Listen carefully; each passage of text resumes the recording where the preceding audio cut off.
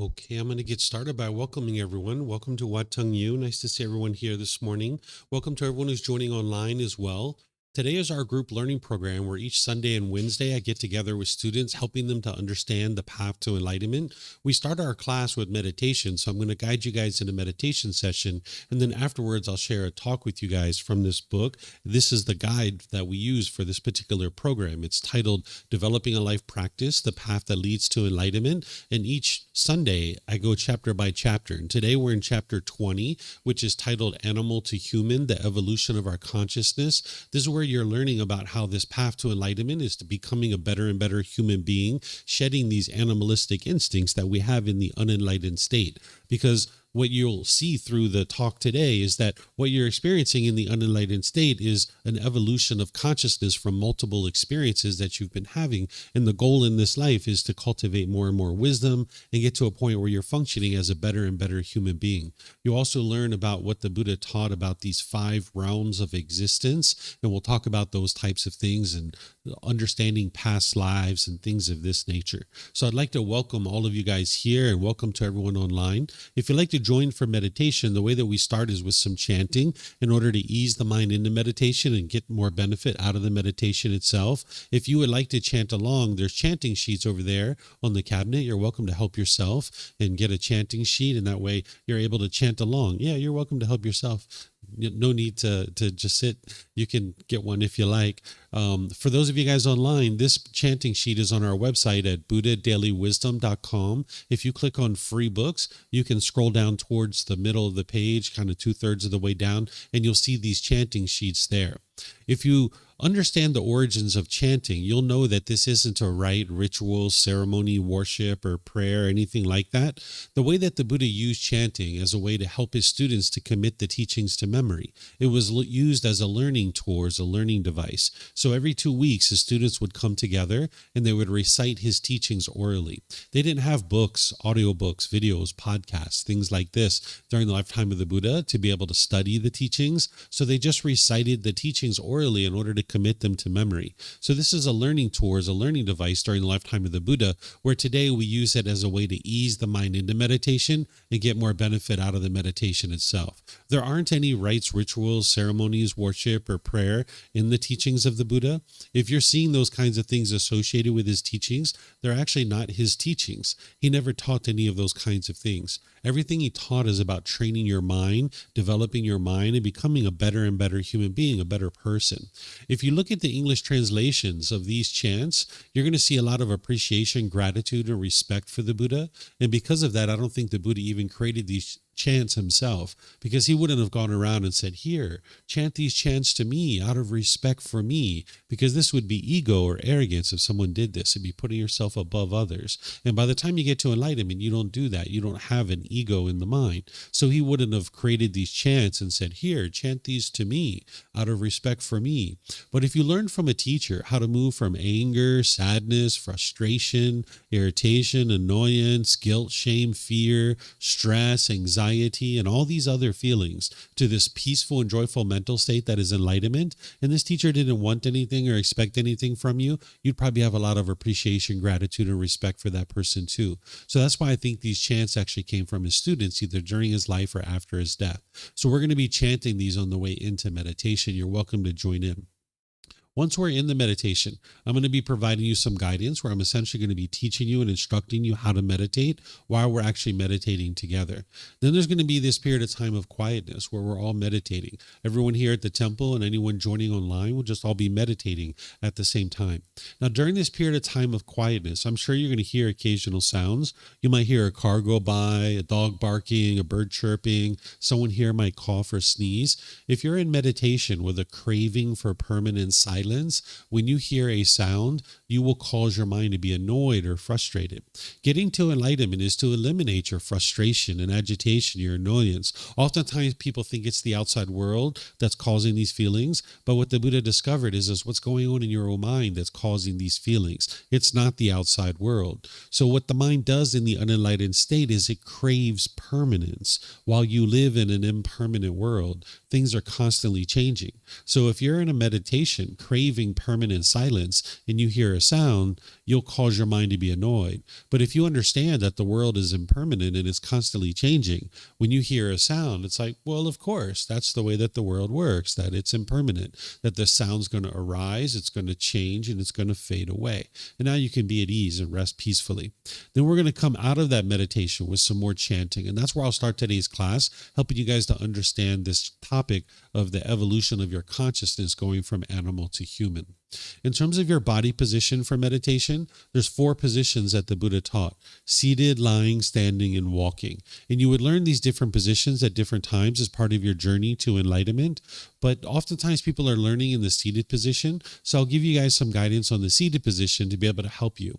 There isn't just one way to actually sit in meditation. There's multiple ways. You can sit using any of the suggestions or recommendations that I share, or you can come up with something on your own. If there was just one way to sit, this would be permanence. And we don't live in that world. We live in an impermanent world. So different people are going to find different things to be comfortable. So you can use something that I'm sharing, or you can come up with something on your own. It's really up to you to decide how you would like to sit. But if something that I'm sharing helps you, wonderful. And if not, then you can find something for yourself.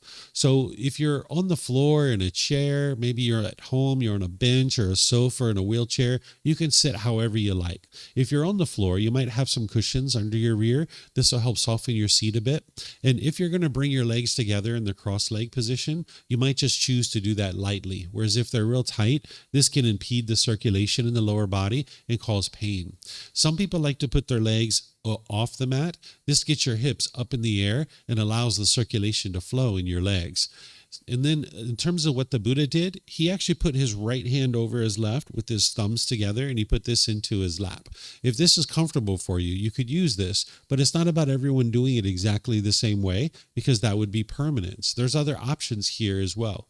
Some people like to put their palms on their thighs or their knees. Some people put their palms up. Some people rest their hands comfortably in their lap. So you can put your hands and arms wherever you like.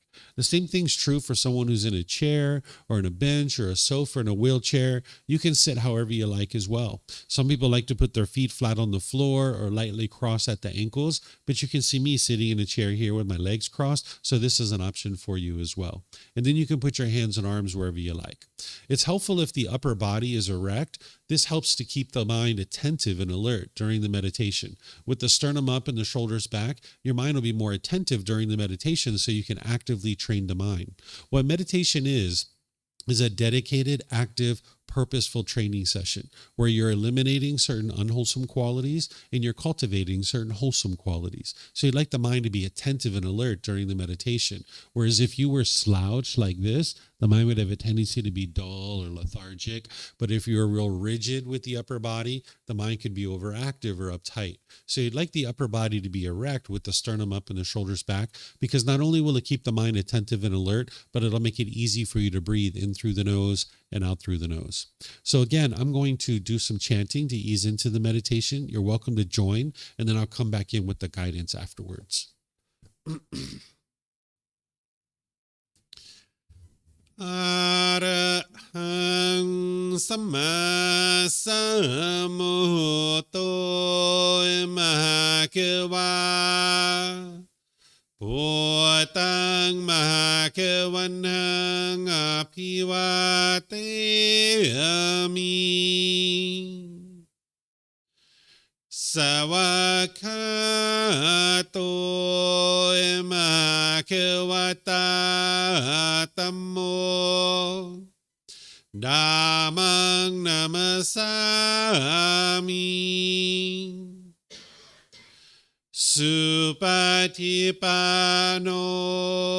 Mahakavato Savakasangho Sanghang Namami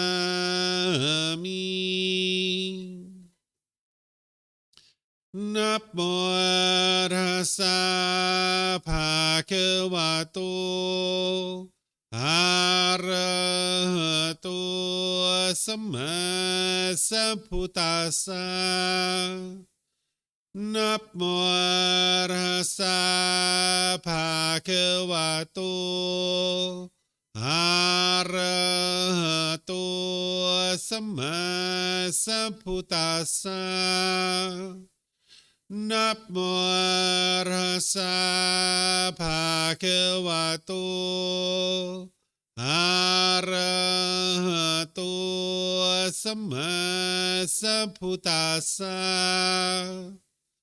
อิติปิโสมะคะวะอะระหังสัมมาสัมพุทโธวิชาจารณังสัมมุโนสกาโตโรกาวิตุ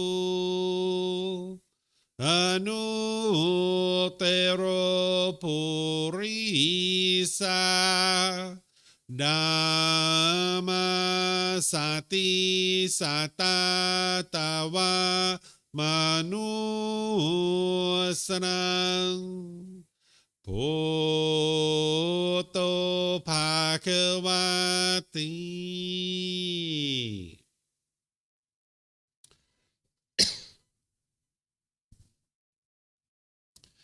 Okay, with the lower body and hands and arms comfortable, and the upper body erect, just close the eyes and start breathing in through the nose and out through the nose. Here you're just looking to establish the breath, a nice, natural, steady, consistent breath, not forced or controlled, just a gradual inhale through the nose, experiencing the full breath. And then, whenever you're ready, exhale out through the nose. Breathing in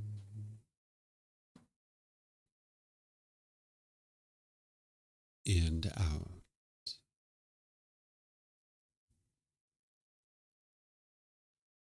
Breathing in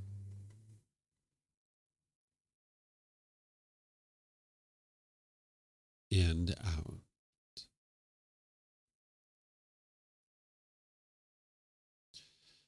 Your breath may not match up with the guidance that I'm providing, and that's okay. This is your practice. I'm just here for guidance. You can use this voice as a reminder that whenever you get to the next inhale, breathing gradually through the nose, developing a nice, natural, steady, consistent breath. And then whenever you're ready, exhale out through the nose, experiencing the full breath. Breathing in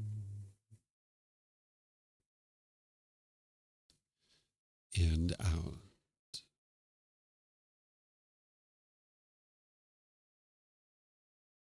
Breathing in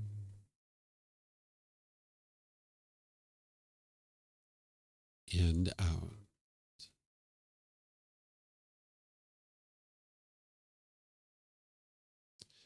With the breath well established, start fixating the mind on the breath, either the sound of the breath coming into the nose or the sensation of air moving over the skin into the nose. The breath is the present moment. Fixate the mind on the breath, the present moment. Breathing in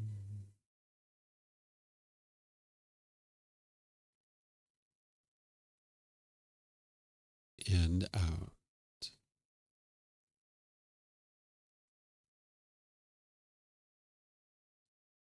Breathing in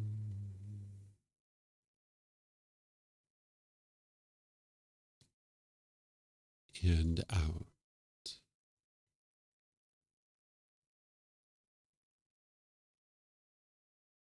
With the mind focused on the breath, whenever you notice that it moves off the breath, Cut that off, let it go, and come back to the breath, the present moment. No need to observe the thought, label it, judge it, analyze it, or even try to figure out where it's coming from. Whenever you notice that the mind is moved off the breath, cut that off, let it go, and come back to the breath, the present moment. Breathing in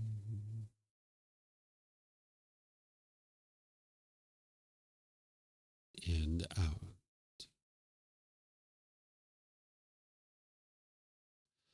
Breathing in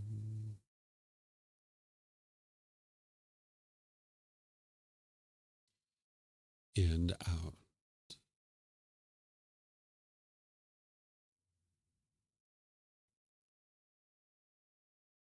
I'm going to be quiet now and let you do this work of focusing on the breath, cutting off and letting go anytime the mind moves off the breath. You have nowhere to go. There's nothing to do. No one needs you right now. This is your time to focus on the breath. Breathing in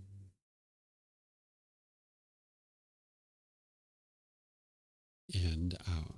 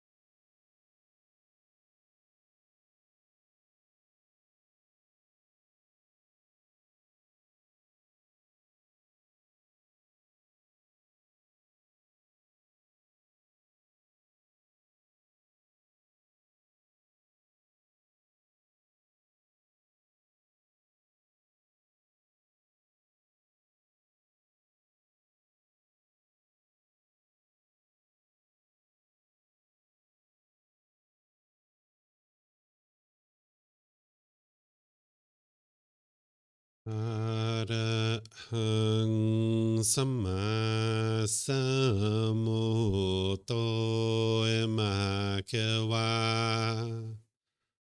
พุทธังมหาเขวันหังอภิวาเทมิ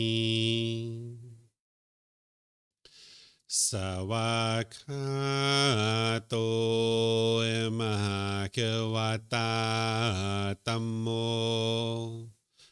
ดามังนามัสสามิ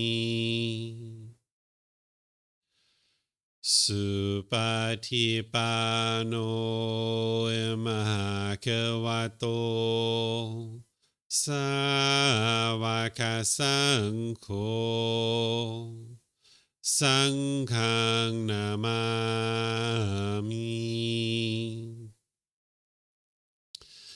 นะโมตัสสะภะคะวะโตอะระหะโตสัมมาสัมพุทธัสสะนะโมตัสสะภะคะวะโตอะระหะโตสัมมาสัมพุทธัสสะ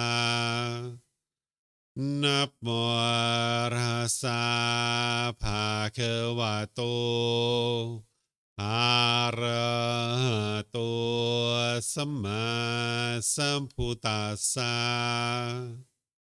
อิติปิโสมหาเขวาอะระหังสัมมาสัมพุทโธวิจาจารณังสัมมุโนสกขาโตโรกาวิตุอนุเตโรปุริสาดามาสติสตาตาวามนุสรังโพโตภาควาติ Okay, if you guys would like to slowly make your way out of meditation. Once again, welcome to all of you guys. Nice to see everyone here this morning. Welcome to everyone who's joining online as well. Today is our group learning program. What I'm going to do is help you guys to understand this chapter 20 of the evolution of your consciousness from animal to human. This individual who we refer to as the Buddha figured out over 2,500 years ago how to get to enlightenment. What enlightenment is, where the mind is completely peaceful, calm, serene, and content with joy. By the time you get to enlightenment, you will no longer experience any discontent feelings. You will have eliminated all the causes and conditions that are producing things like anger, sadness, frustration, irritation, annoyance, guilt, shame, fear, stress, anxiety, loneliness, boredom, shyness, resentment, jealousy. All of that can be eliminated out of the mind. Oftentimes people think it's the outside world that's causing these feelings, but it's actually what's going on in your own mind. You can see this through the teachings of the Buddha, where you can independently verify that it's your own mind that's causing these feelings. This is why you can actually eliminate them. Whereas if it was the outside world that was causing these feelings, you'd never actually be able to eliminate them. The Buddha discovered these 10 individual pollutions that are in the mind that are keeping the mind in the unenlightened state. And when you have these pollutions in the mind, you'll keep experiencing anger and sadness and frustration and all these other feelings over and over and over again. But when you train your mind using the tools and the techniques that the Buddha taught, and you uproot these pollutions out of the mind, you'll see that the mind moves closer and closer to this enlightened mental state. Not only will you eliminate anger, sadness, frustration, and all those other feelings, but you'll notice the mind is performing optimally by the time you get to enlightenment, because it doesn't have these pollutions any longer. So you'll have focus, concentration, realization, clarity, and deep memory. You'll notice that all your personal and professional relationships are really blossoming, because in the unenlightened state, you'll have a certain amount of bitterness, harshness, and hostility, and you'll put that out in your relationships, maybe even feeling justified in your conduct, thinking that the other person is causing you to be producing that bitterness and hostility. But in reality, it's coming from your own mind. And when you put out that bitterness and hostility in your relationships, it's damaging your relationships. You would like to get to a point where you can be loving and kind and warm and gentle with everybody around you. But you can't do this with the unenlightened state when the mind has these pollutions. So by the time you get to enlightenment, your relationships are really harmonious. They're all at ease because you're not being bitter and harsh and hostile anymore. And you'll see your relationships really improve. Oftentimes people think the way to improve a relationship is to try to change the other person. But you can't improve your relationships by trying to change other people. That's the mind craving permanence. You need to actually do the work to change your own mind. And by changing your own mind, that's what's actually going to improve your relationships. You can get to a point where you don't even experience a bad mood any longer. By the time you get to enlightenment, it would be physically impossible for you to experience a bad mood. So the Buddha taught how to get your mind to this point where the mind's experiencing this enlightened mental state. It's through gradual training, gradual practice, and gradual progress that you're experiencing this. There's no belief in the teachings of the Buddha. You can't believe your way to this enlightened mental state, because with belief, you don't know what's true or false. You're just believing it because someone convinced you to believe it, or you convinced yourself to believe it. So you need to learn, examine, and investigate teachings. You need to learn them intellectually. Then you need to reflect on those teachings to verify if they're true or false through your own direct experience. Then you need to practice these teachings, integrating them into your day-to-day life and training your mind, and that's what's actually going to produce the results. So the Buddha taught this whole path of how to train your mind to get to this enlightened mental state. As part of his teachings, he also taught the cycle of rebirth, that beings are continuously being reborn over and over and over again, and he taught these 5 realms of existence, of the hell realm, the animal realm, the afflicted spirit realm, the human realm, and the heavenly realm. Remember, all of the teachings of the Buddha, they're not based in belief. So you would never be interested in believing the cycle of rebirth or these 5 realms of existence. These are things that can be independently verified. You might not have the wisdom to know how to independently verify these things right now, but that's something that you can develop as part of your journey on the path to enlightenment. The Buddha taught these 5 realms of existence and the cycle of rebirth for specific reasons. The first reason is because it's actually true. You can independently verify it. And what the Buddha is doing is he's not teaching you rules and commandments. He's not telling you what you should or shouldn't be doing in your life. He's not giving you rites and rituals and ceremonies and worship and prayer. There's not one person sitting at the top of Buddhism telling everybody else what to do. That's not what the Buddha did. Instead, he's explaining to you the way the world is around you.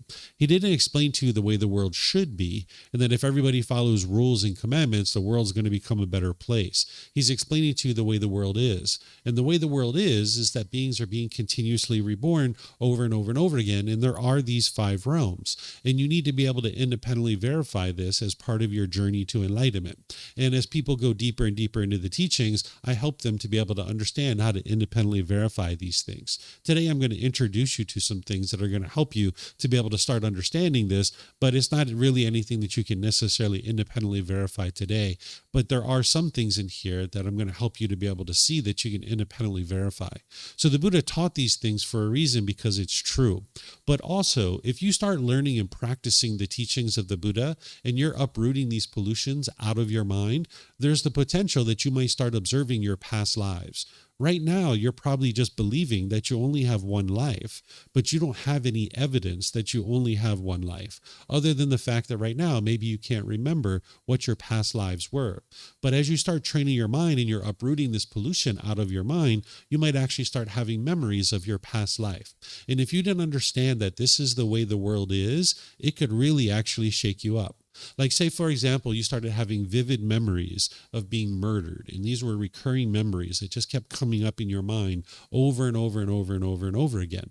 If you didn't understand that these were past life memories and you can just put them to the side and just continue on in your life, it could really shake you up that you're having these vivid memories coming in your mind over and over and over again.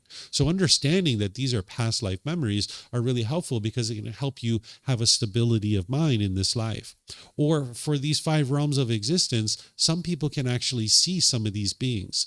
When we talk about the hell realm, sometimes people think it's deep down in the core of the earth somewhere, or that the heavenly realm is way up in the sky somewhere. But in reality, all these beings are in the same time and space. So just like there's a human being sitting in this chair right now, if I got up and left, there could be an animal that comes and sits in this particular seat, like a squirrel could come in here, or a cockroach, or a dog or something like that.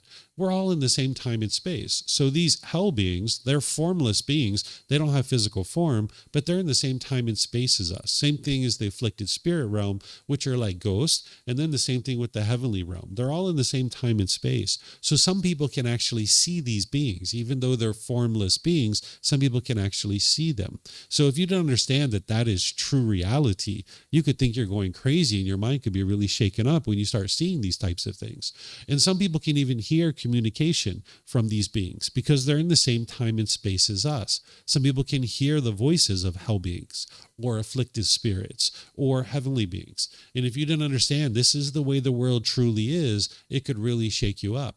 But if you understand this is the way the world is, and you can just move on, and just like you can ignore a conversation at a restaurant when 2 tables over, someone's talking a little bit loud, and you can ignore those 2 human beings that are talking, you can do the same thing with these other beings from the hell realm, the afflicted spirit realm, and the heavenly realm. You can just ignore it if you like, right? And now your mind can stay stable and steady instead of thinking that you're crazy or something's wrong or something like this. So I'm going to help you guys to understand these things that the Buddha taught, and just understand that he taught it for a reason, because it helps you to have a stability of mind, because you can understand this is the way the world truly is, that you might actually start having memories of past lives. You might actually start seeing beings in other realms, and you might actually start hearing voices from beings from other realms. This is a normal thing that people experience as they're training their mind on the path to enlightenment. So I'm going to teach you about this topic of animal to human, the evolution of our consciousness, because we've all been evolving from existence to existence to existence, and many of us have been reborn out of the animal world into the human world, and now in this human world, we have an opportunity to train our mind and be able to get to this enlightened mental state. And you can see that this is gradually occurring, because as you're training your mind slowly but surely, there'll be situations where you were once angry and frustrated and irritated, and you're in that same exact situation, and your mind is quite peaceful and joyful. And that's how you'll know that these teachings are actually working. So as I talk here this morning, I'm going to be pausing a few times, opening up for any questions that you guys might have. If you have questions here at the temple or online, you guys can ask those. Here at the temple, we have microphones in the white bowl there, and there's some up here as well. All you need to do is get a microphone, take it back to your seat, press the gray button. You'll see the lights come on. And if you hold this up to your chin, we'll be able to hear you here at the temple, and they'll be able to hear you online as well. If you speak here without a microphone, they won't be able to hear you online. And then you can keep these with you, because you might have more than one question, or someone around you might have a question, and you can share it with them. And if you're not using it, if you could turn it off, that'll be helpful so we don't get feedback through the speakers. And then for anybody who's online, if you have questions, you can put this into Facebook, YouTube, or in Zoom in the comments section, and I'll be able to see that. Or in Zoom, you can electronically raise your hand, unmute your microphone, and ask any and all questions you like that way. So in order to understand this topic of animal to human and how you've been evolving into better and better existences throughout your life, we need to first understand the problem. And these are things that I've actually taught already in this program, because we're in chapter 20. But what I'm going to do here is I'm just going to kind of recap some of the things that I've been teaching, because I know not all of you guys have been here throughout the time that I've been teaching this. You need to understand the problem of why the mind's functioning as a human being very much like an animal. We are not animals. We are actually human beings, but the unenlightened mind functions very much like an animal. And there's reasons for that. So the first one is that the mind has what we refer to as the 3 poisons, or the 3 unwholesome roots, or the 3 fires. This is oftentimes described as craving, anger, and ignorance, or some people call it greed, hatred, and delusion. This gives you a high-level understanding of the pollutions that the Buddha discovered in the mind. What craving is where the mind is longing, yearning, and it's chasing after the objects of its affection. The mind thinks that the next new shiny object waiting around the corner is going to provide some lasting satisfaction. So the mind chases it and chases it and chases it, much like a dog chases a rabbit, right? Or a fox chases a squirrel, or something like that. It's the mind in the unenlightened state. The human being will chase and chase and chase. The mind's like, what do I need to feel better here? Oh, I know what'll fix this anger that I have. I know what'll fix this sadness. Let me get some more money. That'll fix everything. And now the mind will chase after that, right? Or the mind will think, what do I need to feel better? A new boyfriend, a new girlfriend. That'll fix everything. Let me get one of those. And you'll chase after that for a while. Or maybe it's a trip to Thailand. You'll be so excited to come to a trip to Thailand. So the mind will crave and long and yearn. And if it gets what it wants, it'll experience happiness, excitement, elation, some pleasant feeling, because it's getting what it wants and what it expects. But if the mind doesn't get what it wants, if it doesn't get its cravings, desires, attachments fulfilled, that's where the anger, the frustration, and the agitation is arising. So for example, if you wake up in the morning and it's sunny and you get so excited about this is the mind's craving, desire, attachment, because it's longing, yearning for the sun. And maybe you'd like to go outside and go hiking and play outside, and you get so excited about that. But the problem with that is that that's not permanent. The sun is not permanent. So if you base your happiness on the sun, that means you can only be happy when it's sunny. So when it rains, you experience sadness or frustration or some other discontent feeling because the mind's not getting what it wants. Or if you get really happy and excited when your bank account balance is up here, then that means when it goes down here, you'll be sad or frustrated. The only thing that's happening here is change. But the mind is going to perceive these discontent feelings as being caused by something external. The mind in the unenlightened state craves permanence, but you live in an impermanent world. Everything around you is constantly changing, but the mind craves permanence. That's why when you got together in that relationship with the boyfriend or girlfriend, you were so happy at the beginning, so excited. But then when you guys broke up, you experienced anger, or sadness, or frustration. Or maybe you were lonely or bored or missing this person. That's because the mind's holding on and craving permanence. And it can only experience happiness if it gets what it wants. So when you were in this relationship, there was a certain amount of comfort. But when you guys broke up, you experienced this impermanence. You experienced this change. So one of the ways to say this is that the mind craves permanence. Another way to say it is that the mind doesn't like impermanence in the unenlightened state. It doesn't like change. When things are changing in your life, the mind doesn't tend to like that. So you can take a moment here and reflect on what it is that I'm sharing. Because remember, none of the teachings of the Buddha are based in belief. Think about a recent time where you've been angry or sad or frustrated. You'll be able to see that it's your mind craving permanence, that there was something you wanted or something you expected. And if you would have gotten what you wanted, you would have experienced happiness or excitement. But because the mind didn't get what it wanted or what it expected, it experienced some kind of painful feeling. Like I mentioned, the mind craves permanence, or another way to say that is the mind doesn't like impermanence. It doesn't like change. This is why if you look at your life, in the times that you've been struggling and having the most difficulties, that's when things have been changing.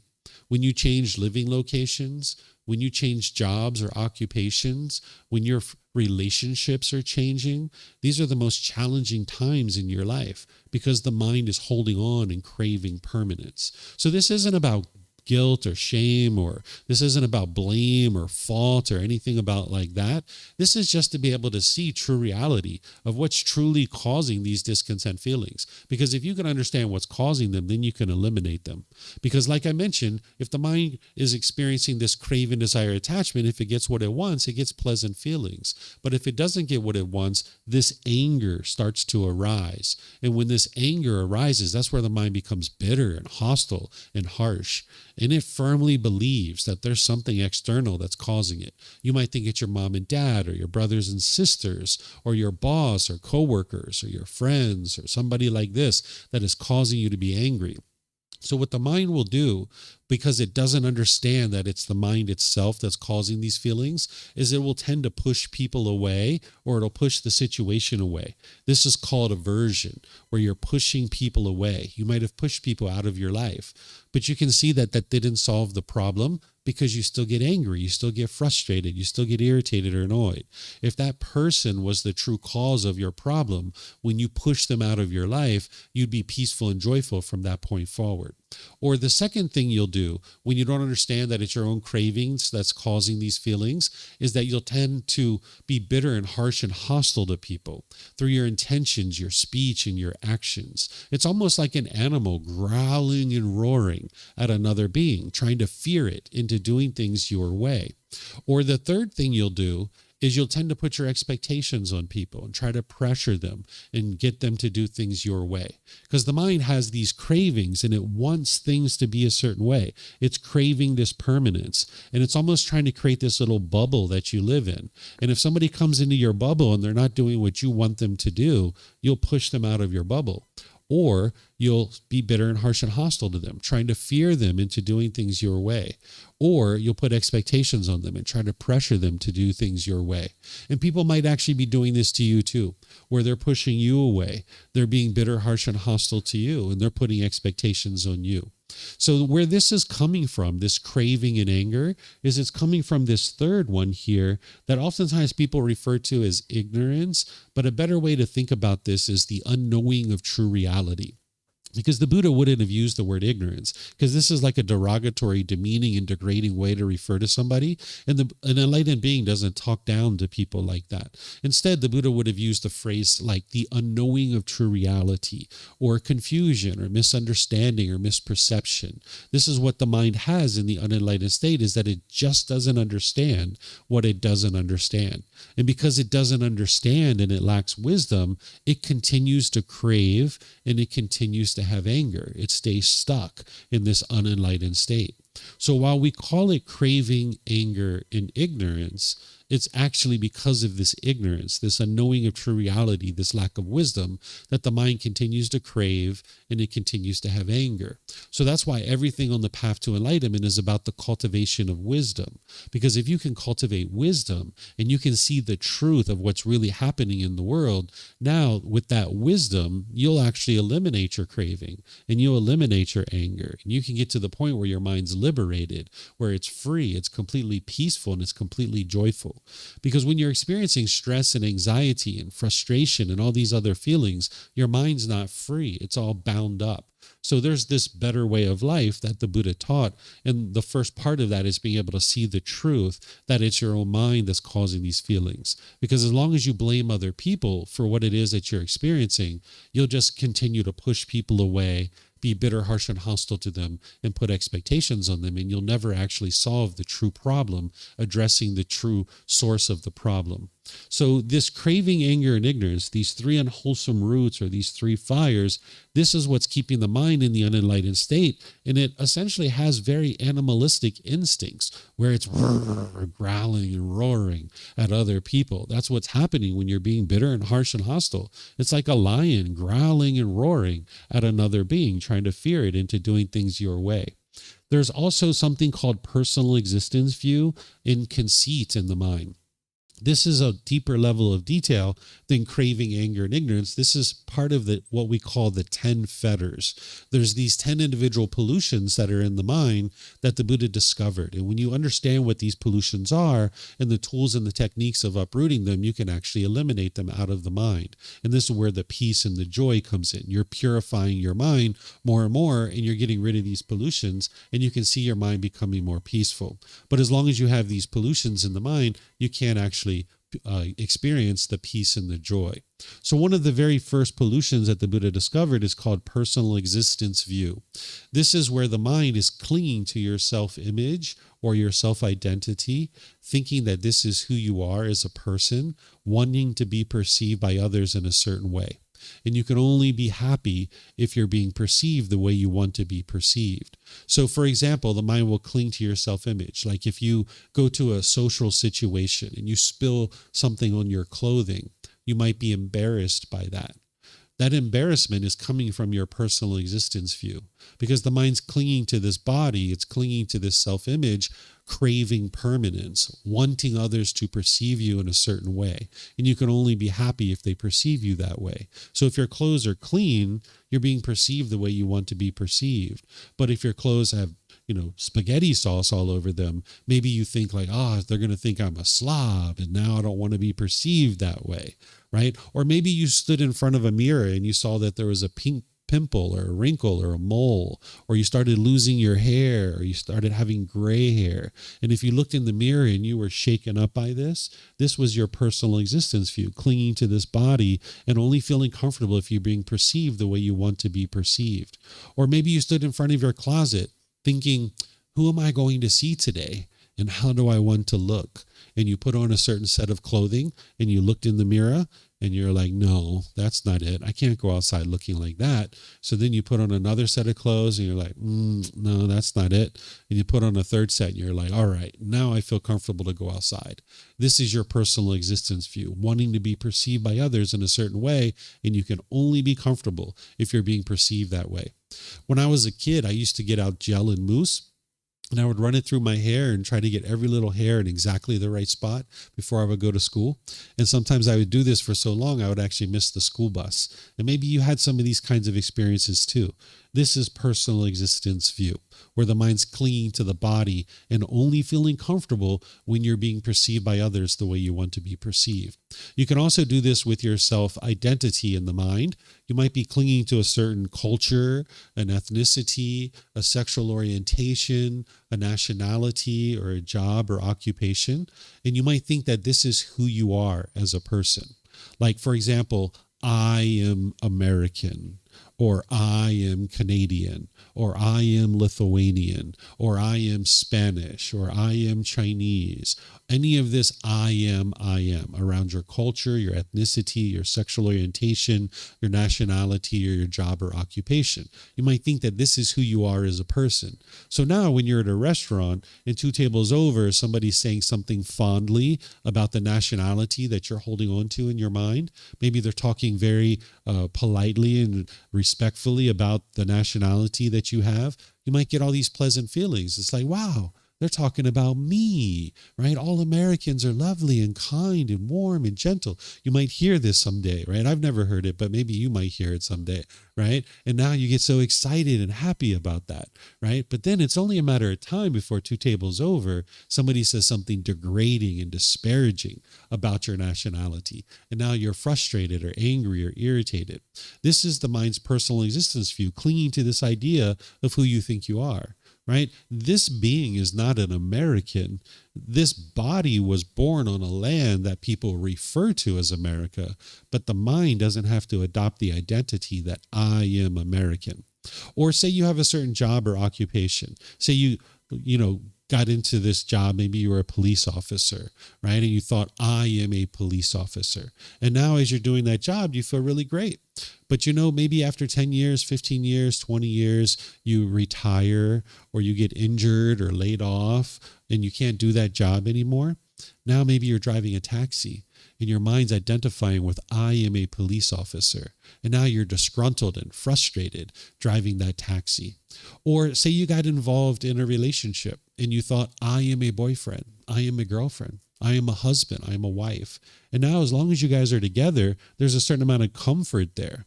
But when you guys broke up, you didn't identify with I am single. So the mind's uncomfortable with this I am single stuff because the mind's identifying with I'm a boyfriend, I'm a girlfriend, I'm a husband, I'm a wife. And you might have felt like you wanted to hurry up and get right back into another relationship because this uncomfortableness that the mind was experiencing, it felt like the way to solve it is to reassume this identity of who you think you are, which is I am a boyfriend, I'm a girlfriend. So this is called personal existence view.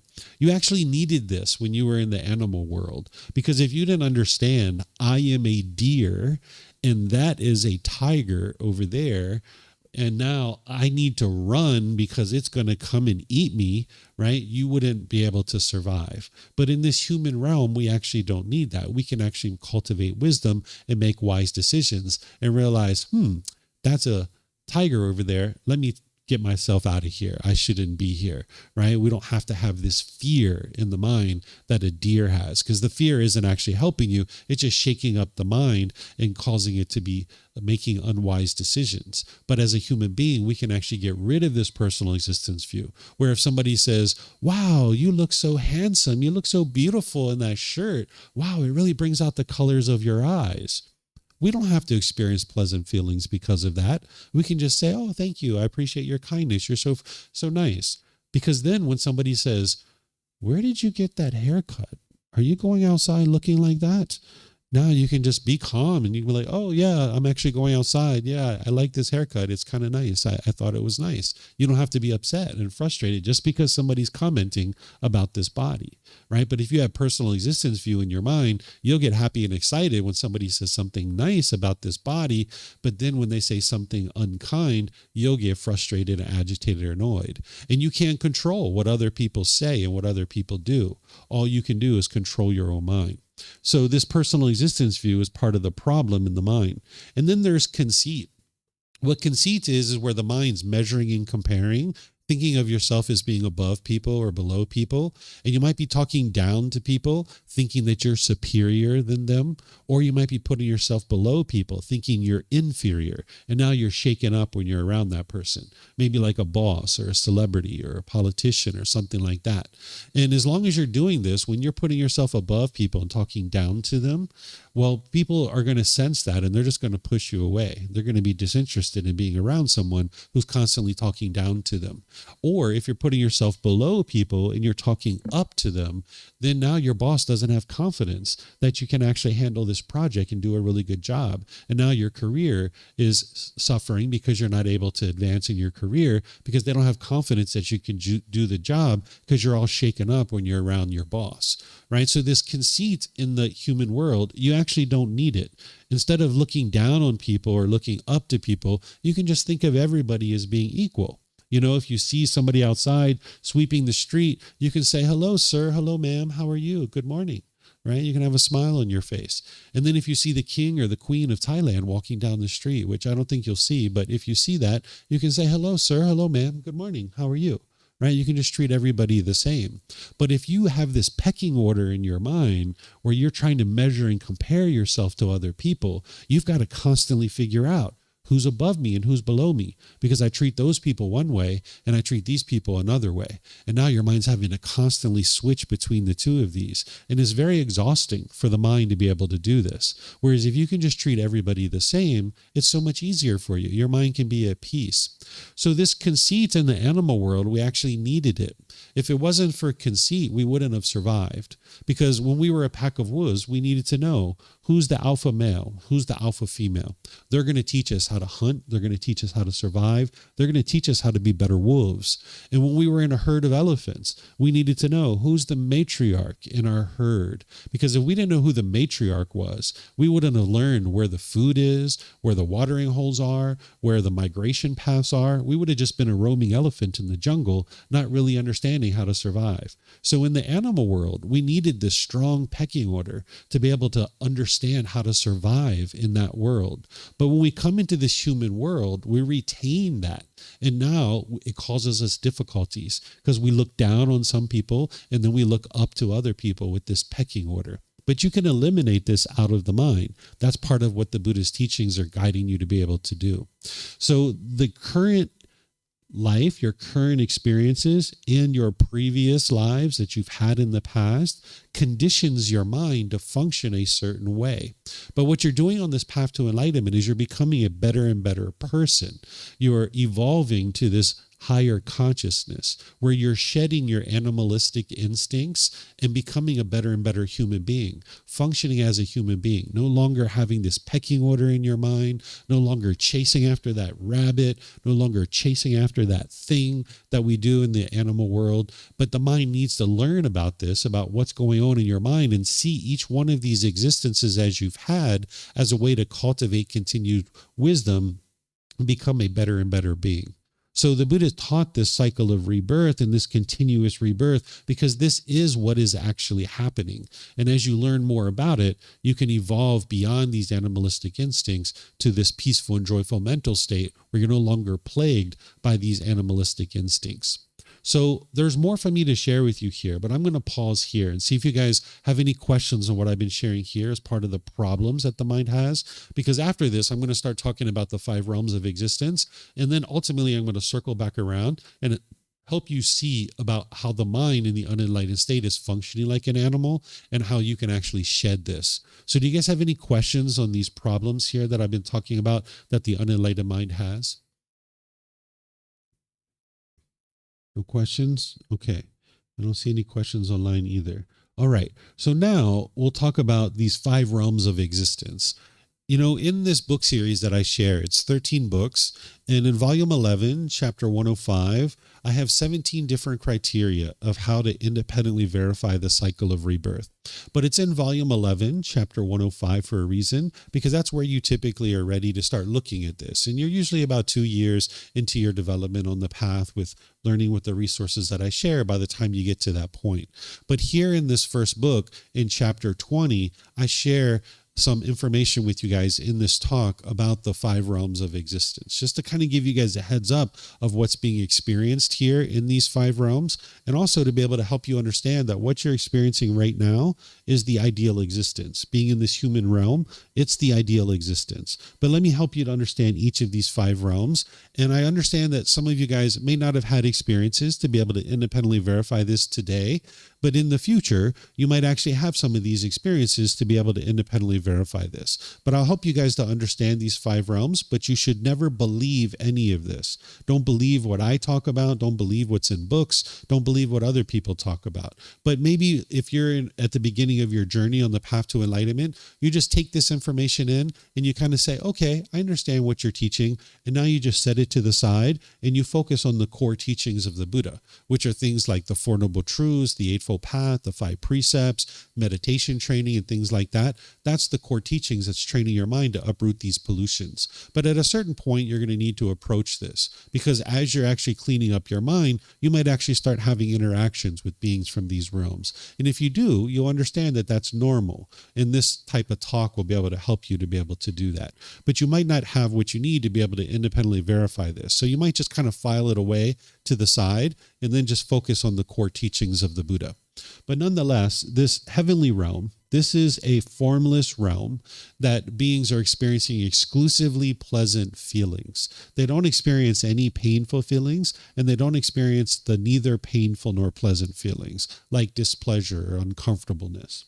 These beings can cultivate their consciousness to the point of getting to enlightenment, but they oftentimes lack motivation because they're experiencing exclusively pleasant feelings. They don't have the painful feelings. So they don't have motivation to be able to really get to enlightenment because they're just experiencing pleasant feelings. This realm and none of the others are permanent. Oftentimes people are taught that the heavenly realm is permanent. You can see in the world around you that everything is constantly changing. This is a universal truth, that the world is full of impermanence and constant change.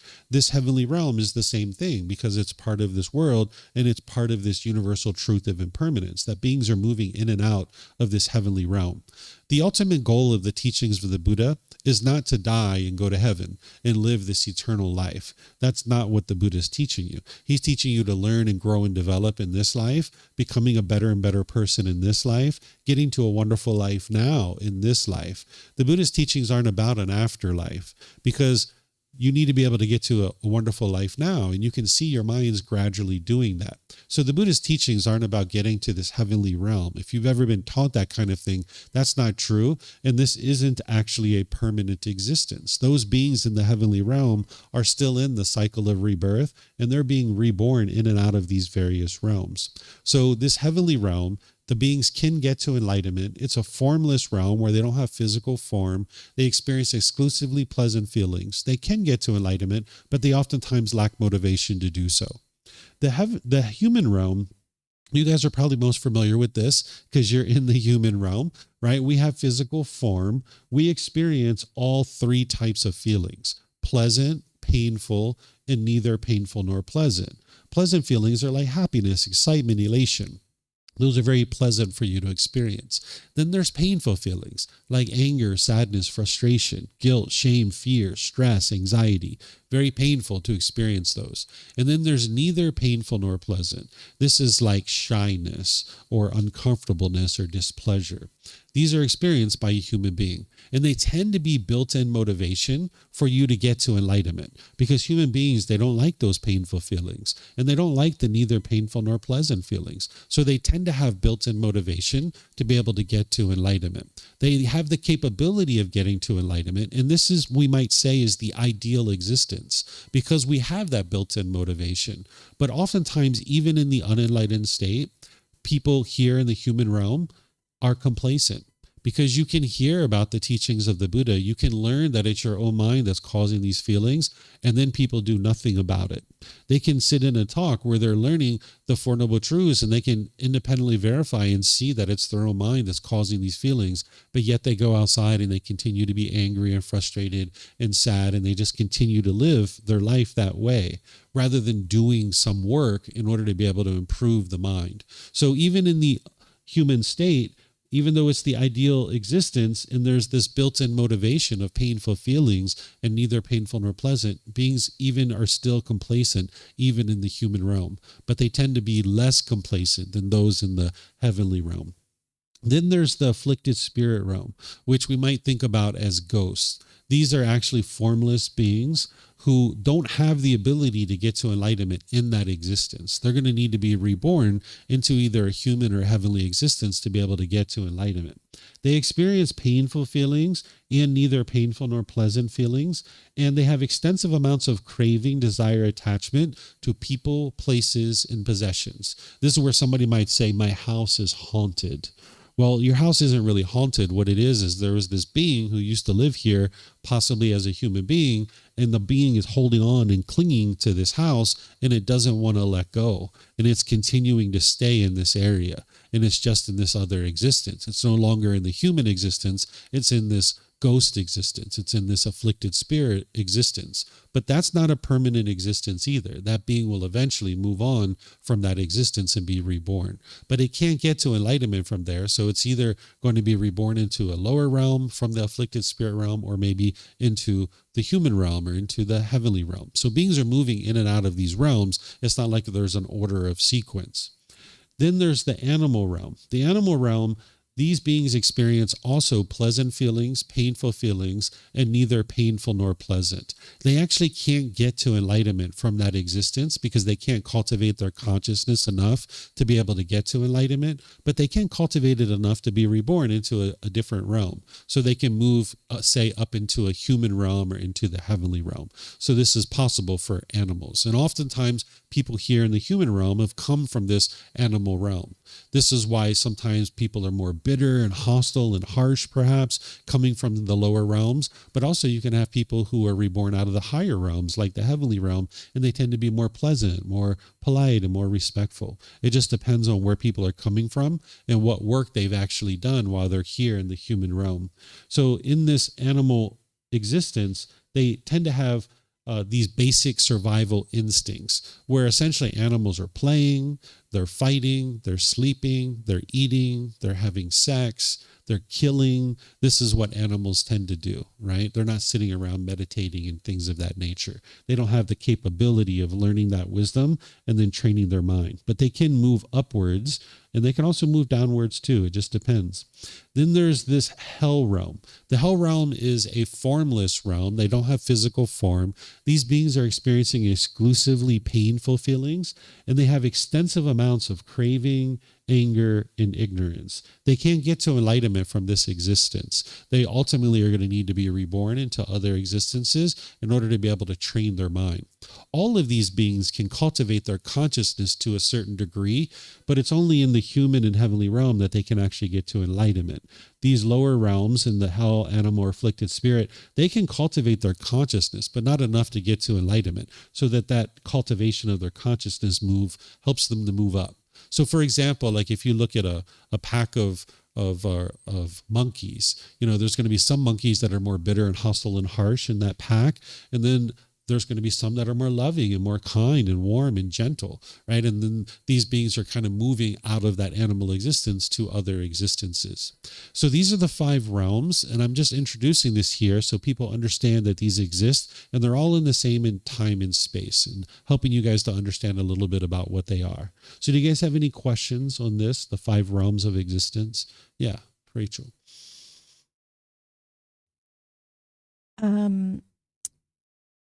So I've seen representations in Thailand of hungry ghosts. Is that related to this, or is that a cultural thing? And if so, are they in the affected spirit's realm or the hell realm? Yeah, some people call the hungry ghost, I call it the afflicted spirits, and so do some other people, but some people call that a hungry ghost, right? Because they have so much craving. Here they have extensive amounts of craving. So that's why they call it hungry, because their mind is longing, yearning, and craving something. So they call it the hungry ghost. And the next question is, when beings are in a position where they can't cultivate consciousness to attain enlightenment, that seems not purposeful. So why does that, is there any explanation to why that stasis happens in a being's cycle?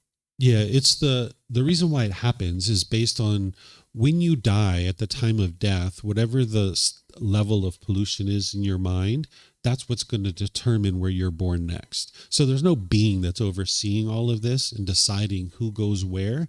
It's the status of your mind. So for example, let's just say somebody was in the human realm, and let's just say they're stealing, they're killing, they're having lots of sex with lots of different people, they're lying, they're just having all this massive amounts of craving. Well, they're functioning very much like an animal while they're in the human realm. So because they have extensive amounts of craving, like an animal would have, killing, stealing, having sexual misconduct, when they get to the point at the end of this life, they're going to be reborn into the animal realm. And then from that realm, they can extinguish those cravings. Because one of the ways to extinguish a craving is to cut it off and let it go. You've learned that. But then it's also to fulfill it. So if you go down into the animal realm and you're, doing lots of killing, and you're doing lots of stealing, and you're having lots of sex with lots of different beings, then that helps you to extinguish that craving to a certain degree, so that then you can come back up into the human realm perhaps, and now you'll make a better chance at cultivating your mind and actually getting to the point where you can actively eliminate those things and function as a better and better human being, where you're not killing and stealing and having sex with countless people.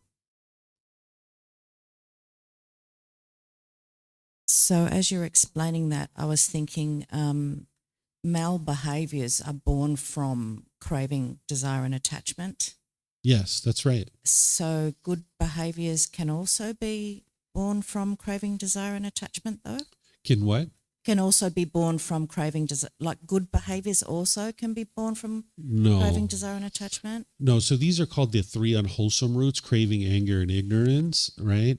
The three wholesome roots are generosity, loving kindness, and wisdom. So any kind of wholesome conduct is going to come from your generosity, your loving kindness, and your wisdom. But craving, anger, and ignorance is always producing unwholesome results. There's no wholesome results that can come from craving, anger, and ignorance. It's always going to produce unwholesome results. Mm-hmm. Hey, David. Mm-hmm.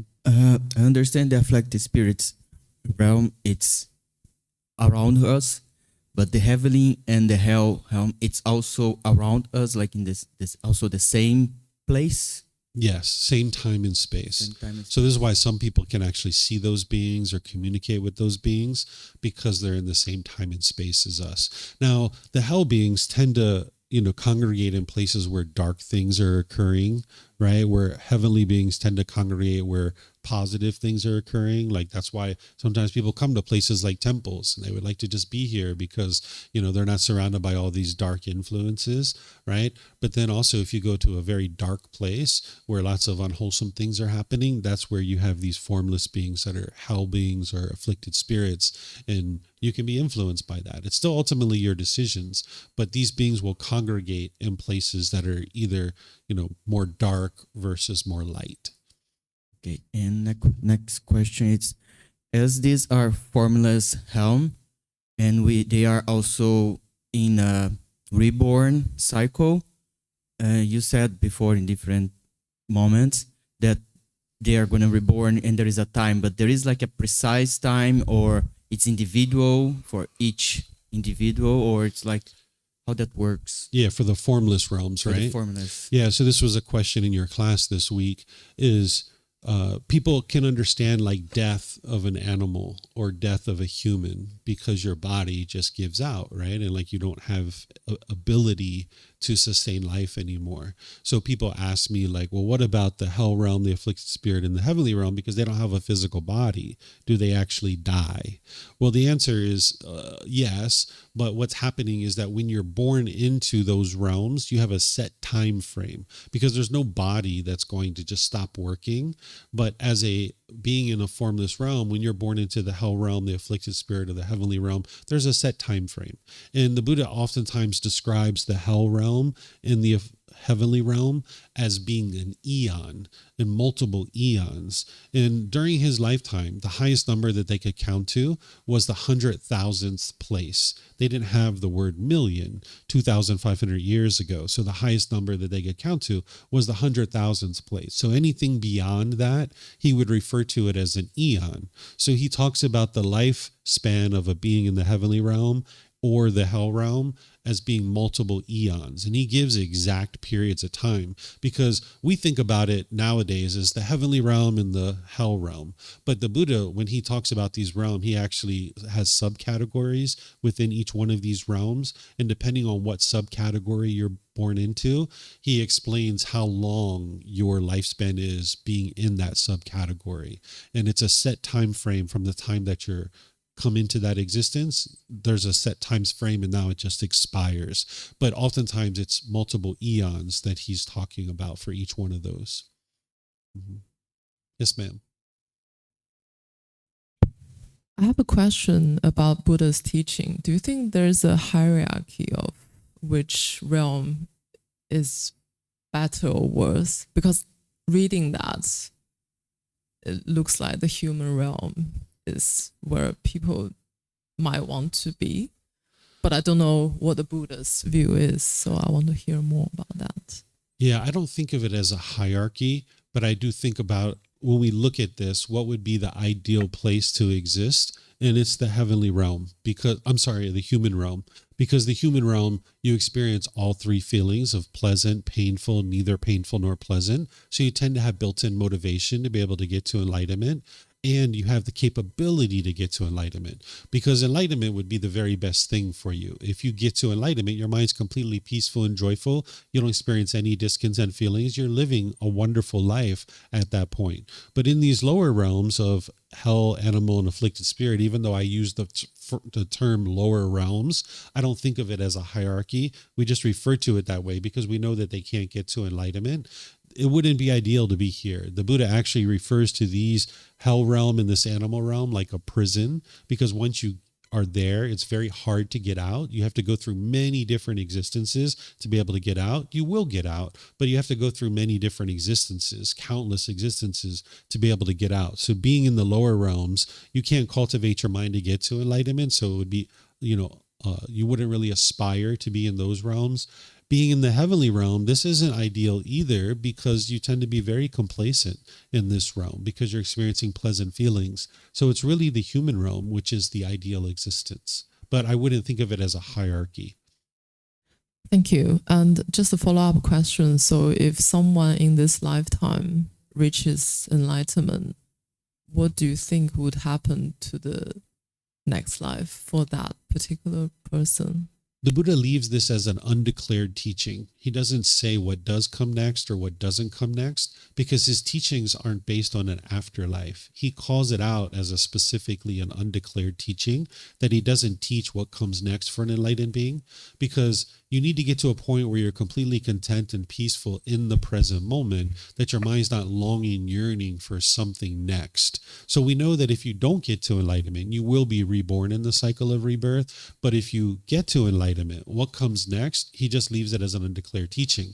But by that time, your mind is so peaceful and so joyful. If there is something next, okay, it's either as good as what you're currently experiencing or better.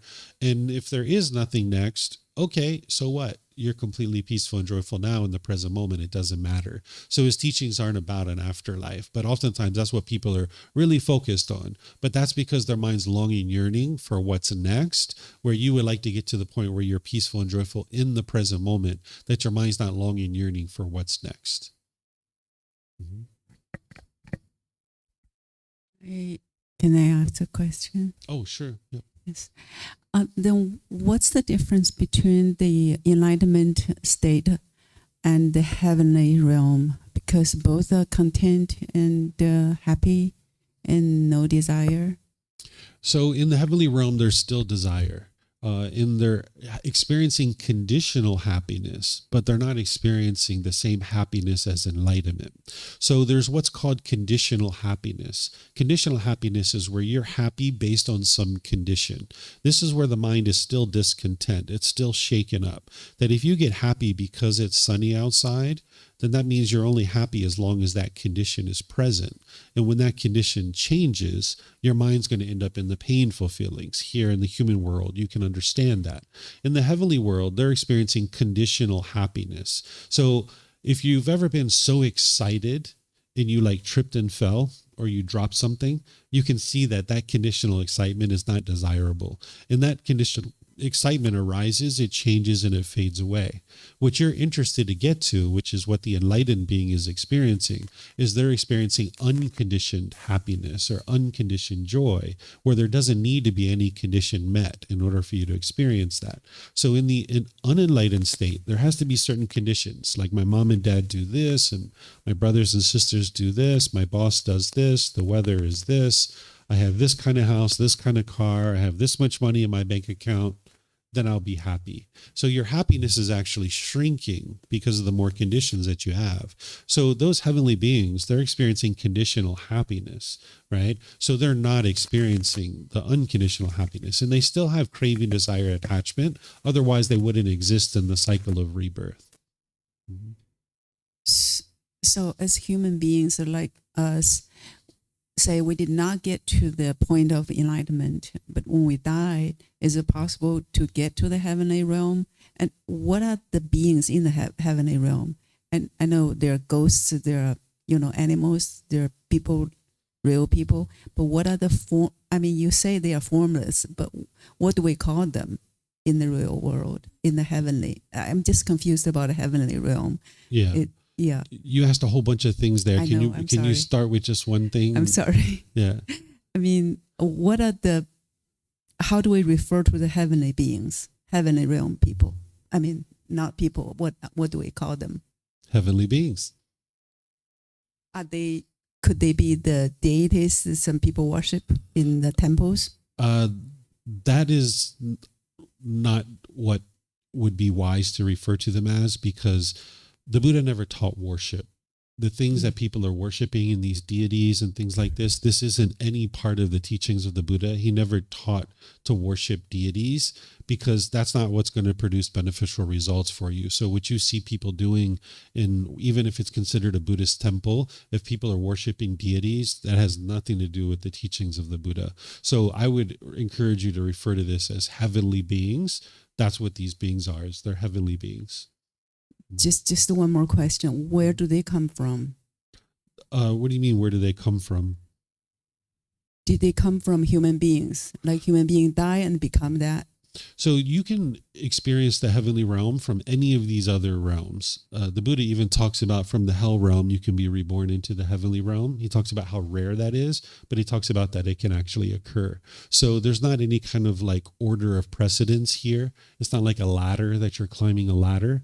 It's that you can actually be moving in and out of any of these realms. You can actually go from the heavenly realm down into the hell realm. So this is possible to be reborn in and out of all of these realms. It's not just from the human realm that beings in the heavenly realm exist. Mm-hmm. Mm-hmm. Yeah, please. Mm-hmm. Sounds like your mic's not on. The desire. So I asked this question. My dog passed away 1 year ago. So I just wondering like whether he will become my kid in the days to come. There's no way to be able to determine that. Okay. Yeah.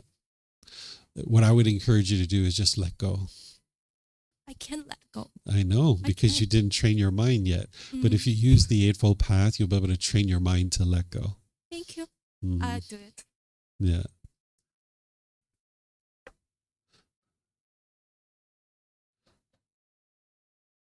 So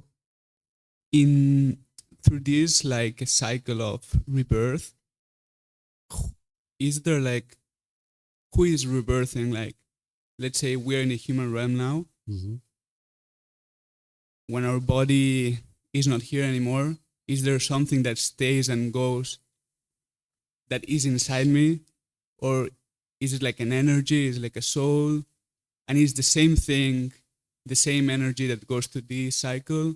Or it changes into a different energy? Or Okay, so the word that was used in the original text that the Buddha was documented as having used is the word samsara.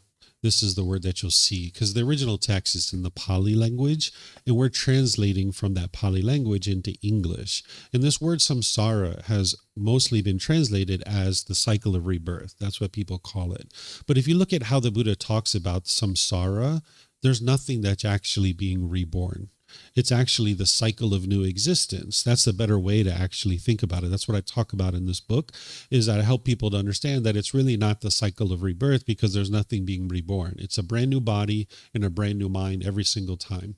The Buddha never talks about whether there is a soul or there isn't a soul, because the whole idea of a soul, it actually conflicts with the universal truth of impermanence and the universal truth of non-self. So the Buddha doesn't actually describe that there is a soul or there isn't a soul. So if anybody's talking about a soul related to the teachings of the Buddha, they haven't really penetrated into them enough to be able to see he never taught that. So what's moving from one life to the next is what we call craving and residual memories. You learned a little bit about craving today, where the mind is longing, yearning. Well, that moves from one life to the next, as well as your residual memories. This is how someone can remember lives from the past. So if we think about like a cardboard box, let's just say this cardboard box has a certain color, certain shape, certain texture, certain size, and it's a unique cardboard box. This cardboard box represents the mind, and this is the mind of person A. Well, at the end of this life, if there's contents in the cardboard box is going to dissolve because the cardboard box is not permanent. Your mind is not permanent. It's going to dissolve. So there's craving and residual memories that are still there. The contents of that cardboard box need to find a new cardboard box. So now they're in the cardboard box B. This is a different color, shape, texture, size. This is person B. And now this mind of person B has cravings and residual memories from person A. And that's why person B can actually remember what happened in this life of person A and maybe even lives before that, because it's been cascading of all these contents going from box to box to box to box. But nothing is actually being reborn. It's a brand new body and a brand new mind every single time. It's a brand new being, but you're operating based on cravings and residual memories from a previous life. and so these cravings, do they have like, which shape? Is it like how do they pass on through these different bodies or minds? Is it through any kind of like form, or is it just like, I don't know? It's not physical.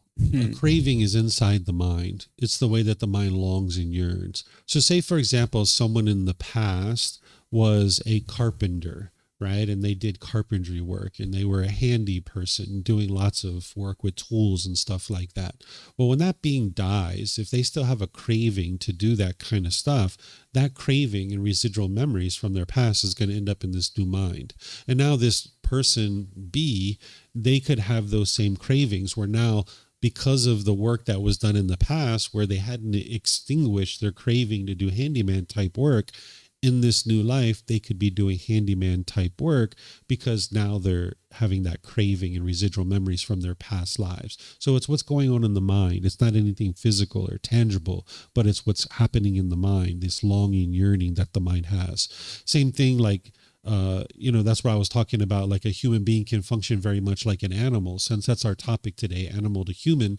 Let's just say in an animal existence, this being was killing and fighting and fierce. It was a tiger.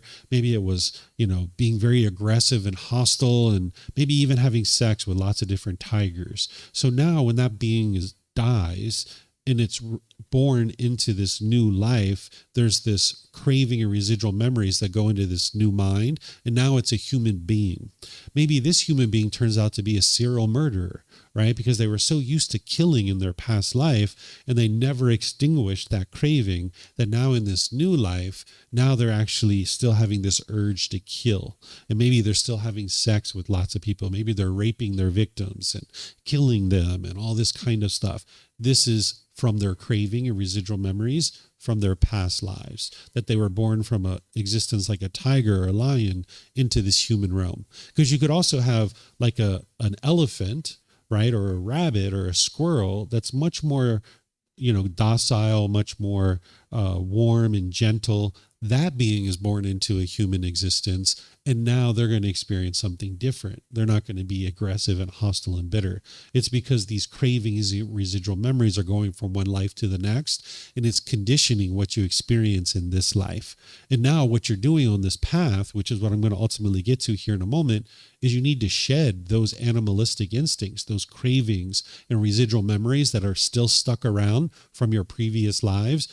That's what you're doing on the path to enlightenment, is you're training your mind through these teachings and techniques that the Buddha is teaching you to get rid of those cravings and get rid of that aggression and hostility, because that's not serving you well at all. Sorry, just like a last question. So then when I think about my previous lives, they were actually not mine, right? Were like other beings' lives. Exactly. And my cravings in this life will probably be those cravings or memories in someone else's life. Exactly. It's like a sequence of events. It's like a chain of events. One way to think about it is if you had multiple candles and this candle was burning and it got all the way down to the end of the wick and there's no more wax, now there's a spark that lights the next candle. So they're completely different candles.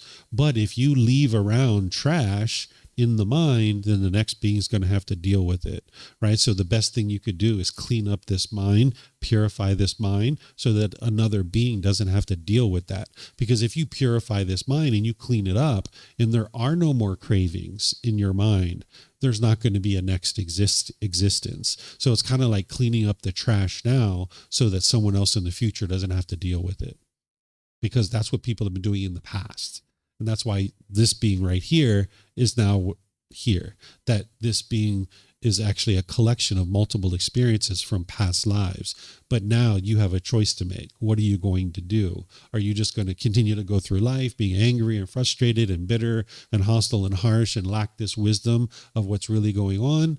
Or are you going to see true reality, that it is your own mind that's causing these feelings, and now clean it up so that nobody else in the future has to deal with it? So if you get to enlightenment, that's wonderful, because there's not going to be any more births. But if you don't get to enlightenment, at least you've done some work to reduce the amount of pollution that's in the mind, and then there's less for the next being to have to deal with. Mm-hmm. Yes, ma'am.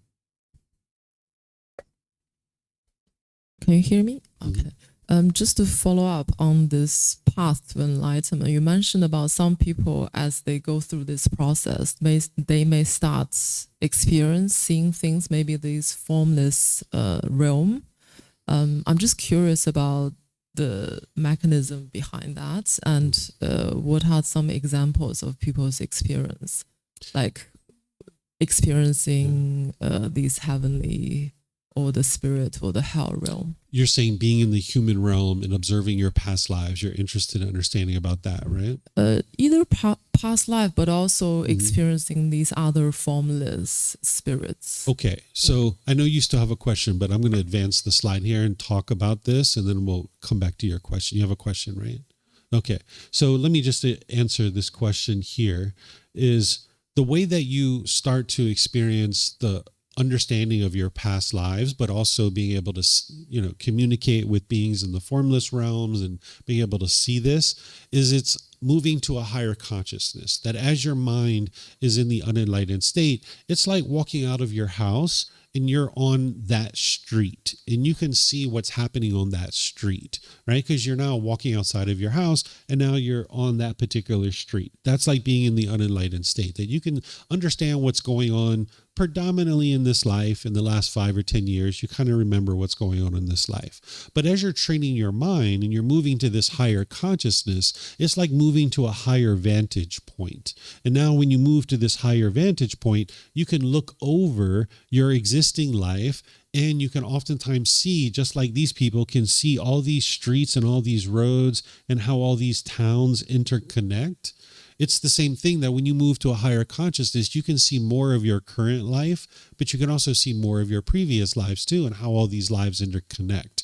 So as your mind is moving to this higher consciousness, not only can you see more of your current life in your previous lives, but moving to this higher consciousness, you can have the ability to be able to see beings that are formless. Not everybody, but some beings can see that. Or you might be able to hear communication from that. That is how it's happening, because by lifting out the pollution out of the mind, your mind's not burdened by all that heavy pollution anymore, and it's functioning in this higher consciousness. And that's why some people can see those beings, and some people can actually hear beings from these other realms. Some beings can experience this without even being enlightened, that on your way to enlightenment, or even some people even off the path to enlightenment, they don't even know what the path to enlightenment is, but they just have less pollution in their mind. And because of that less pollution, they can actually see these beings, or they can experience communication with these beings. So in terms of a couple of experiences, I can talk about from my personal life, that there was a time where I was driving down the road. I was actually in the passenger seat. And as I was driving down the road, there was this lady in an all black dress. It was a very old traditional dress. This was in the USA. And she was standing on the side of the road with this suitcase. It was a very old suitcase. And when we drove past, I saw this lady standing there, and I was like, whoa, that's really weird. That's like a really old dress. I've never seen anybody wear that kind of dress before. And when I looked behind, after we went past, I looked behind, and she had disappeared. She wasn't there, right? So that's how I verified the ghost realm. And there were other ways too. My son came home about a year ago, and he said, Dad, I need to talk to you about the teachings of the Buddha. And I said, okay, sure. What do you have to talk about? He said, well, I need to ask you this question. He said, I was on the back of mommy's motorbike, and we were coming home from the mall, and there was this person in these red clothes standing in the middle of the road, and my mom drove her motorbike right through that person. Is that the afflicted spirit realm? And I said, yeah, that was a being from the afflicted spirit realm. He said, okay, thank you. I was just checking to make sure. Right? So this is a great example of how, if you understand that this is true reality, your mind can be completely stable and steady. My son didn't have nightmares. He wasn't scared. He wasn't fearful. He didn't have difficulties sleeping that night. He just understand, like, yep, this is normal. You're going to see a ghost from time to time, and this is normal. And mommy drove her motorbike right through this person, right? And it was a ghost. It was this formless being. It wasn't a human being.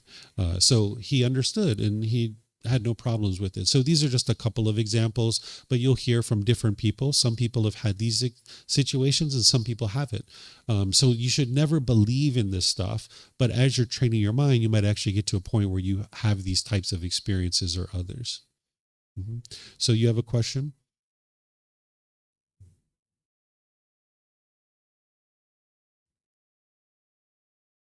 Yes, I want to know, when we die, how long does it take to reborn?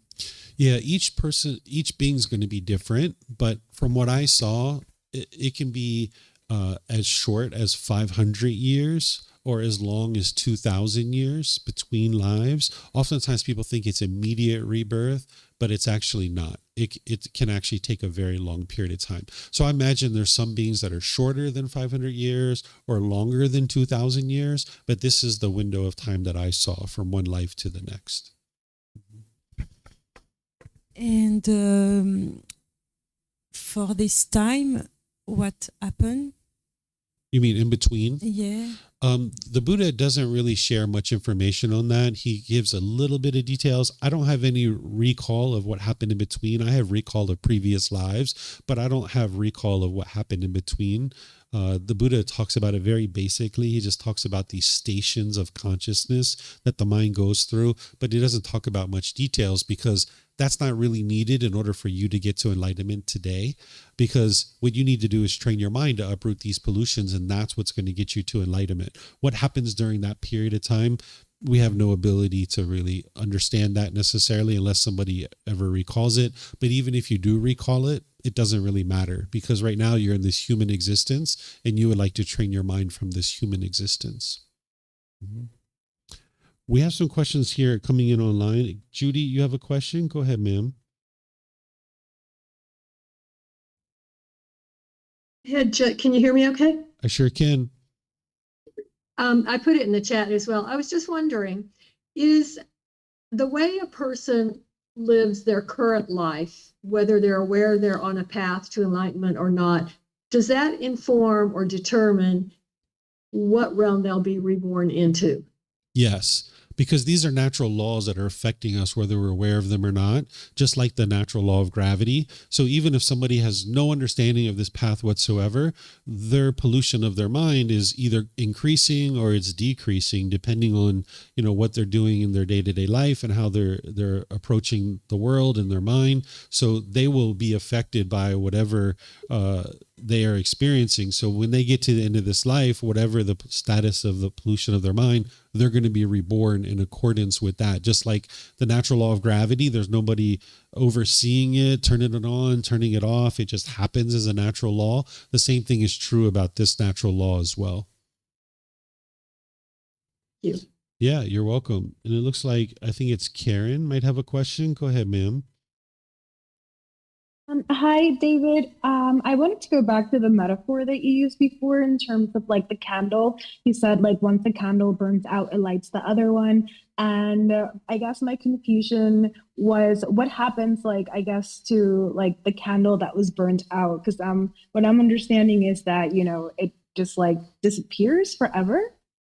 Yeah, because the physical, like for example, in the human realm, the physical body is not permanent. So it's going to dissolve. It's going to go back to earth and water and wind and all these things. You know, it's just going to dissolve back to, whatever material that it becomes.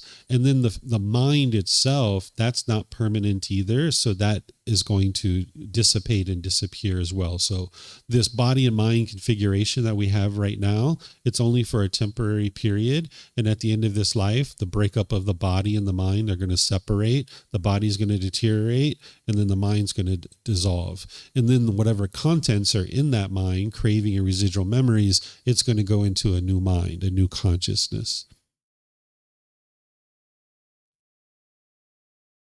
Okay, looks like your mute's back on. So I think you got the answer to your question. Okay, I don't see any other. Yeah, thank you. Yeah, you're welcome. I don't see any other questions anywhere. So now what I'm going to do, since we talked about this is how an individual would see their births from the past is moving to this higher consciousness. Now I'm going to help you guys to be able to understand this evolution of your consciousness that you've been involved in. Right now you're in this human realm, but there's been countless existences in the past that your mind has actually been conditioned by, because on this path to enlightenment, the goal is to become a better and better human being. So the vast majority of the rebirths that we experience in the human realm are actually coming out of the animal realm. This is why oftentimes we function very much like an animal in the human state. We are not animals, we are human beings, but the consciousness, the mind itself, having evolved out of the animal realm, functions very much like an animal. This is why we're bitter and harsh and hostile, and we might steal or kill or have sexual misconduct and all these other things that we do in the human state. When we lack wisdom, we make all these unwise decisions. We function very much like an animal, even though we're not animals. The unenlightened human mind functions much like an animal in that an animal lacks memory. They typically don't have much memory, except for like an animal like an elephant. They usually have a better memory than, say, like an ant or a squirrel or something like that, right? So there's kind of a lack of memory in the human mind in the unenlightened state. Just like an animal functions through a praise and reward system, human beings function like that too, right? So like an animal, if you give it praise or you give it some kind of reward for a certain behavior that it does, it will tend to repeat that behavior over and over and over again. A human being is the same way. This is why we get degrees and diplomas and certificates, right? This is why we get, a promotion at work, because that reward, that praise that we get will tend to repeat those behaviors over and over and over again. Just like an animal learns from a pack of like species, human beings are the same way too. That we learn from a pack of like species. When we're around other human beings, we learn from those human beings. So if you grew up among people that are really bitter and hostile and harsh, your mind would have been conditioned by that to a certain degree, and you would have taken on a certain amount of bitterness, harshness, and hostility, because that's what you saw the human beings around you doing. Maybe your parents, your siblings, your aunts and uncles, your grandparents. If you grew up in a bitter and hostile and harsh environment, you learned that growing up. Whereas if you grew up around people that are more cheerful, more bright, more radiant, more polite, more respectful, then your mind's going to tend to gravitate towards that, because we learn from like species. A monkey learns how to be monkey from other monkeys. A snake learns how to be a snake from other snakes. So we have certain instinctive behaviors as human beings, but there's also a lot of learned behaviors. And these learned behaviors are going to be based on how we grew up and the people that we grew up around. So each one of these existences that we're having, we're taking on this conditioning of the mind. And what you're doing on the path to enlightenment is you're unconditioning the mind. So we even have these phrases in the human world where we'll say things like, you're acting like an animal, right? If somebody's being bitter and hostile and harsh and aggressive and arguing and fighting, you might say you're acting like an animal, or you might say you're fighting like cats and dogs, right? So even in this human realm, without people understanding the cycle of rebirth, we're actually using phrases that are actually in line with exactly what the Buddha taught, because in the back of our mind, we kind of understand what it is that we've experienced, but it might just not be present for us to be able to have it tangibly to be able to talk about. So we use these phrases because we understand that, yeah, this person is acting like an animal. They're acting like not a human being. They're acting like cats and dogs. They're fighting like cats and dogs. So we have these phrases in the human realm that we use.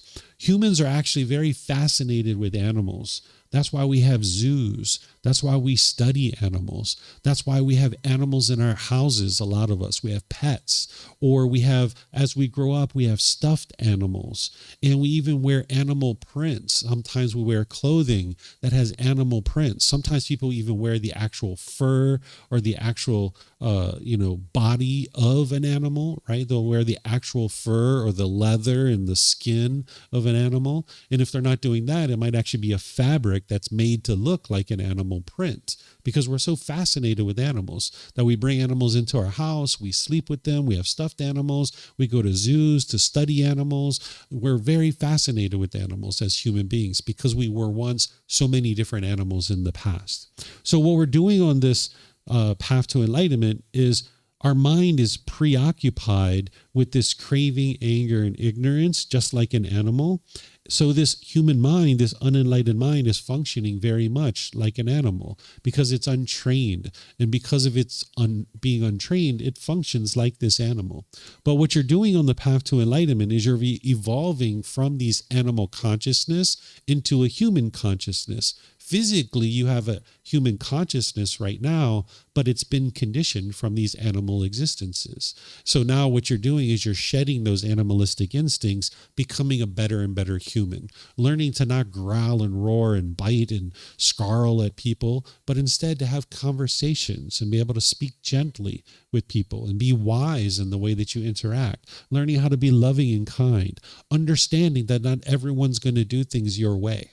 You know, a lion, if a lion is around other lions and this lion doesn't do things your way, the way that they want it to be done, they will growl and roar and fight to death with this lion, right? That's what the unenlightened human mind is doing. If you've ever been in an argument with someone where you're trying to convince them that you're right and they're trying to convince you that they're right, it might have felt like a fight to death, the way that you were fighting, right? But that's what an animal does. And now what you're interested in is evolving to this higher consciousness to become a better and better human being. So understanding that your mind is functioning like an animal in the unenlightened state actually helps you to be able to see what you're doing, so that when you see yourself acting like an animal, you can choose to shed that and choose to move on beyond that. Because this cycle of rebirth is giving you opportunity after opportunity after opportunity to become wiser and wiser and function as a better and better being. So this cycle of rebirth can end through training your mind, where now you can get to a point where you've cultivated all the wisdom that you've needed and you're moving to this higher consciousness. So we're either walking towards the light or we're walking towards the darkness. Which direction we walk is a choice for us to make. And without understanding of these teachings and a lack of wisdom, people will oftentimes walk towards the darkness. But when you're understanding these teachings and you're training your mind, you can walk closer and closer towards the light, and you can see improvement to the condition of your mind as you're experiencing the purification of your mind by training it through the teachings that the Buddha is sharing with you. If we look around the world, we can see that there's a certain amount of pollution in the world that we've done over multiple generations. This is because the human mind is becoming more and more polluted over time, because people have lost understanding of what it means to become a better and better human. You get on social media, you see people arguing and fighting and disparaging each other and trying to break each other down. It's like animals fighting, right? And you might even see it in real life from time to time. But while other people do that, you don't have to conform to that. You can understand that that's what those people are choosing to do, and you can choose not to learn that. Because remember, you learn from people that are around you, right? So you would like to understand that even though you see those people fighting and arguing and bickering on social media, that doesn't mean you have to do that.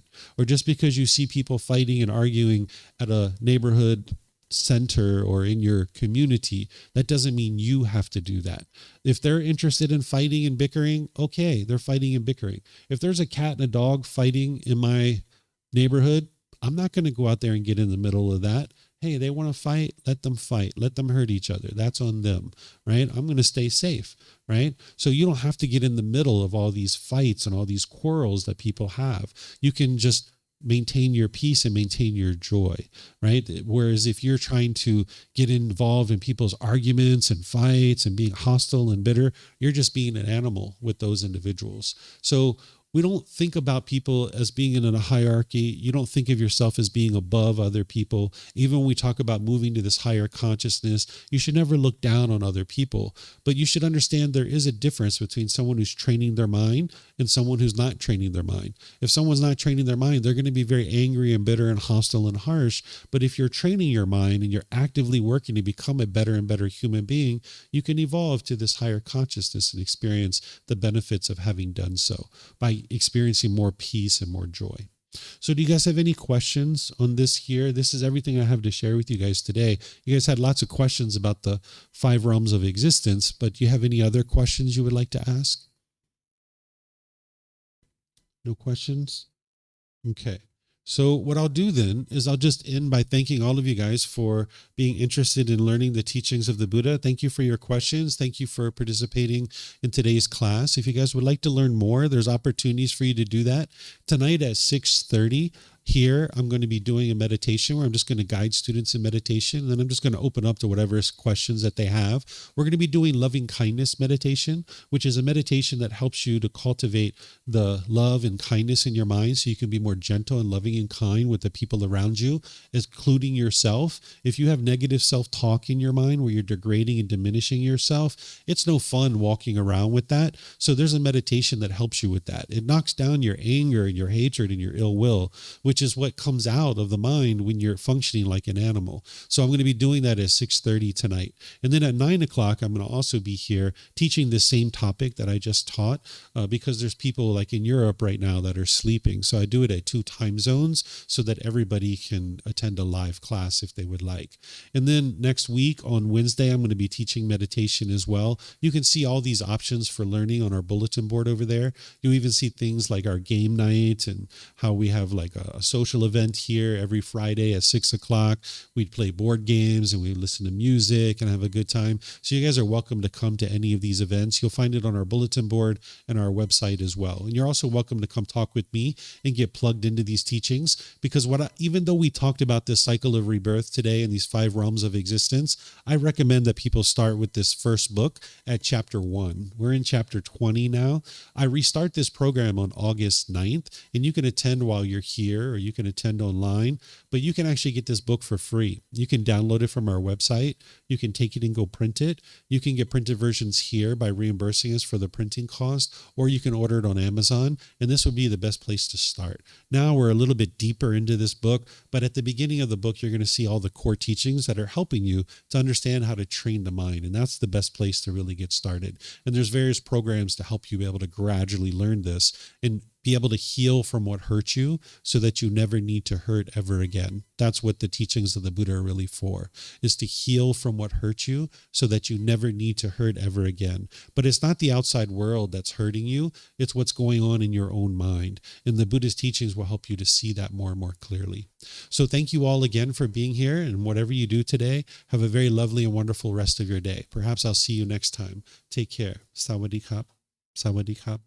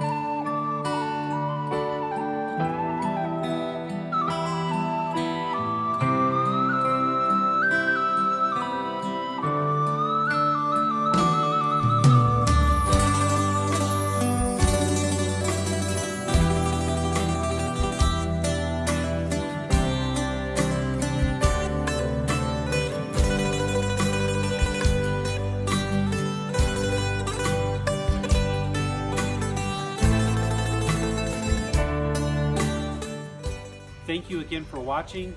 Enjoy your meditation. Look forward to seeing you online and answering any questions that you might have. Thank you so much.